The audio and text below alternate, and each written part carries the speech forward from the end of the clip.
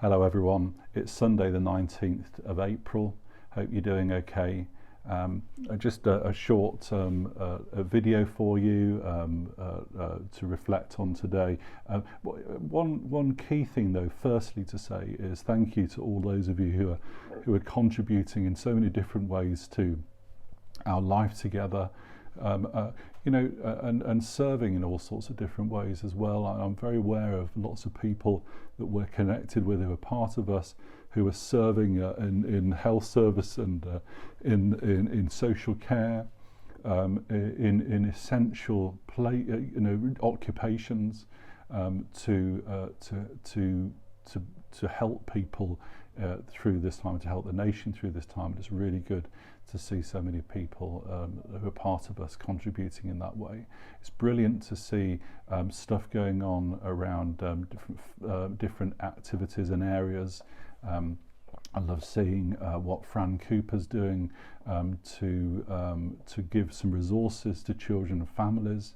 And it's great to see how the Doorstep team and what Doorstep is doing, really kind of connecting, engaging with people. It's really good to see the creative space type stuff going on to Zoom, and the Sunday gatherings, finding ways of expressing themselves, and people contributing to that. Morning prayers, people to coming together, all the behind the scenes stuff as well, the kind of, the infrastructure things, the information things, the communication things, just the running of things that is happening. So well done to all of those of you who are contributing in these ways, and thank you. I do encourage you, make sure that you review your giving. We are blessed by God, and we know that we are provided for by Him, but our provision does come through our gifts and our offerings, and so I do encourage you to reflect on that. We want to be able to bless the essentials of our church life, and to be able to continue to resource those things that we're called to. So do make sure that you find ways. If you usually give by Sunday morning, Sunday evening collections and that sort of thing, then find different ways in which to kind of aim your money to where that you've chosen to give. I would be very grateful if you do that.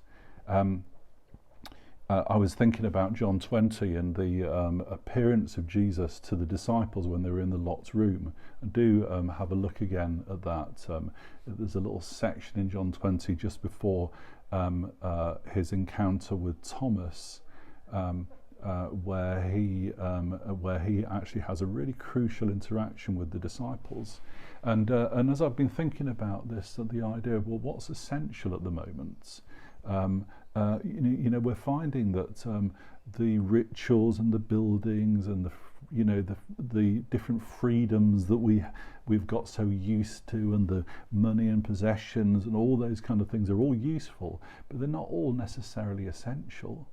We're discovering different. We're just kind of getting a different way of engaging with priorities at the moment. And I think I've been asking the question: so what are the essentials? And then I was reading this passage, and I thought, hey, these are essentials that we read about in here. What the risen Christ does, as they all just are huddled in this place in fear. He comes among them, and he does some things, and he says some things that are really crucial, I think, and really essential for being church and for being people of the risen Christ. And they're like a kind of 6-word story of the essentials. There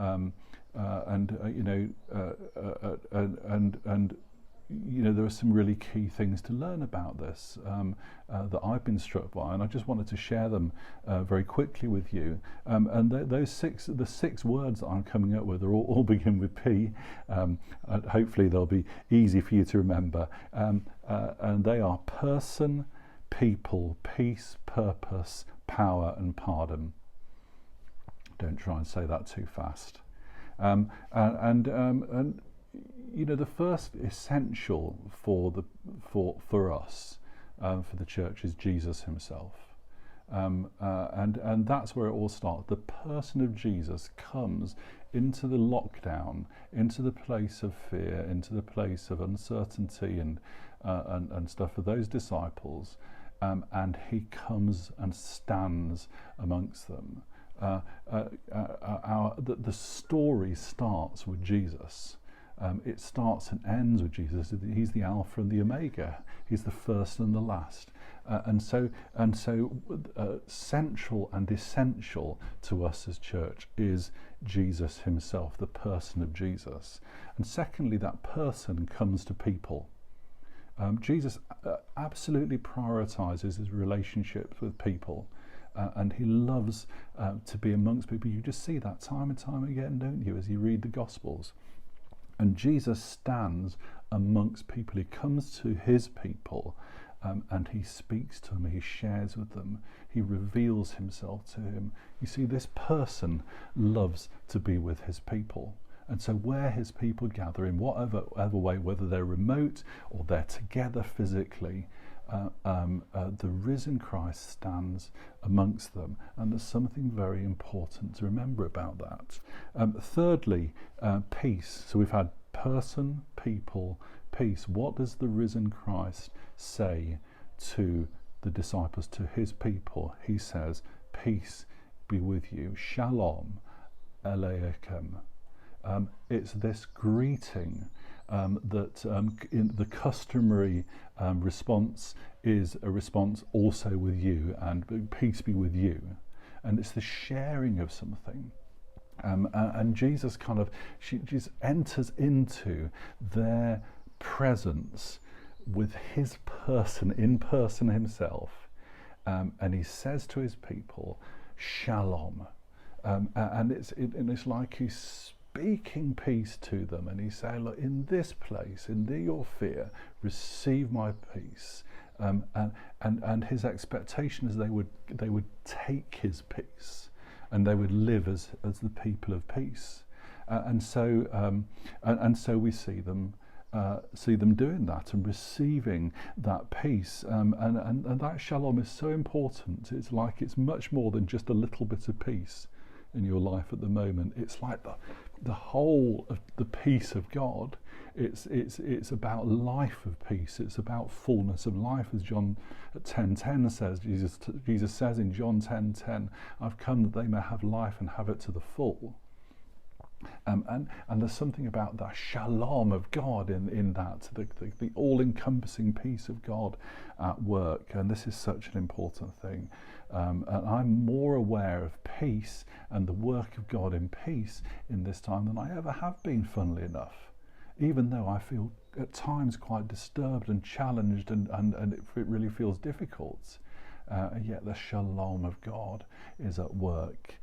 So person, people, peace, and purpose. Jesus says to them, as the Father has sent me, so I send you. He gives them a purpose, and the purpose is to be people of peace, to be people who bring peace to others. We are part of God's peace-making work. On the cross, Jesus destroyed the walls of hostility. That means peace has come, and we get to be part of that. He gives us a purpose, and we can keep doing that whether we're in lockdown or not. We can be peace bringers wherever we are. We can function with purpose in our lives because Jesus is with us and Jesus has risen from the dead. But he knows that we need help to do this. I can't be a person of the peace, of the shalom of God, if I am not empowered. And that's the fifth P, power. You see, I'm given the Holy Spirit. He breathes on them. And in the breathing of the Holy Spirit, it's like kind of the life and the ability and the motivation and the energy and everything of God is given to them to be able to live out their purpose. It's an essential thing. Keep receiving the Holy Spirit. Kind of sometimes you just need to kind of find a corner somewhere and sit there and say, Lord, fill me. Lord, fill me with your Holy Spirit, because I need your power at work in my life. And do keep doing that, because he empowers us for our purpose.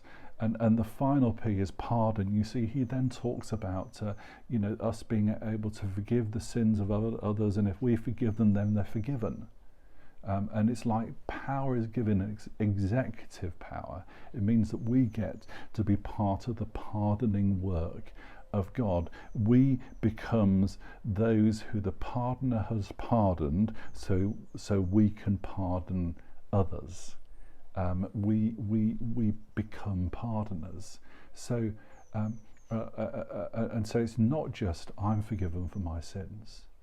It's also that I get to be able to help other people to grow in the knowledge and awareness and experience of them being free also, free to live